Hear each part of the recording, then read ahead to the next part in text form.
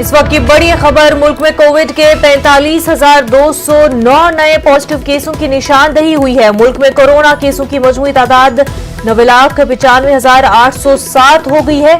Covid के 4,40,962 case active बताए जा रहे हैं। गुज़िश्ता 24 घंटों में 43,793 मरीज डिस्चार्ज हो चुके हैं। इसी दौरान 501 कोविड मरीज फौत हुए हैं। हफ्ते को 10 लाख से ज्यादा सैंपल के कोविड टेस्ट किए जा चुके हैं।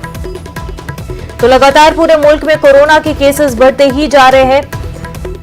कोविड के 45,290 पॉजिटिव केसों की पूरे मुल्क में निशानदही हुई है। मुल्क में कोरोना केसों की मजमूई तादाद 90,95,807 हो चुकी है। वहीं कोविड के 4 लाख